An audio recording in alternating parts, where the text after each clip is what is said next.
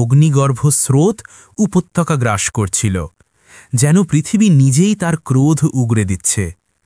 এই ভয়াল পটভূমিতে এক মর্মান্তিক দৃশ্য।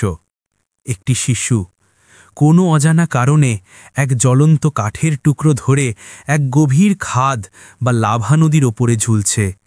তার কান্না আকাশ বাতাস বিদীর্ণ করছে। ঠিক ওপরে উপত্যকার কিনারায় বসে আছে তার মা।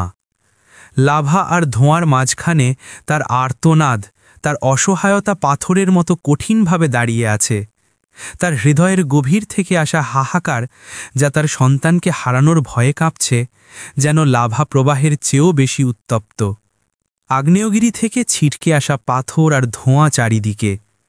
মানুষ প্রাণ বাঁচাতে দিক বিদিক ছুটছে।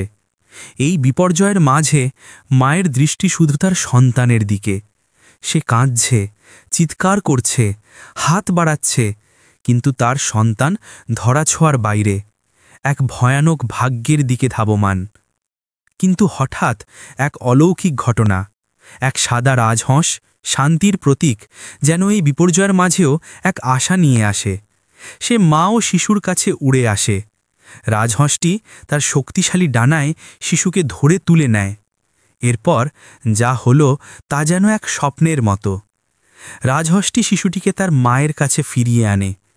মা তার সন্তানকে বুকে টেনে নেন, তার কান্না শান্ত হয়ে এখন এক প্রশান্তির হাসি।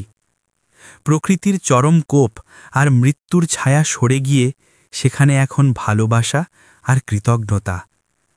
উপত্যকা তখনও জ্বলছে, কিন্তু মা ও শিশুর মধ্যে এক অটুট বন্ধন তৈরি হয়েছে, যা সব ভয়কে জয় করেছে। রাজহংসটি ছিল তাদের পরিত্রাতা, আর সাদা বিড়ালটি ছিল নীরব সাক্ষী, যারা এক ভয়াবহ বিপর্যয়ের মাঝেও জীবন আর আশাকে ফিরিয়ে এনেছিল।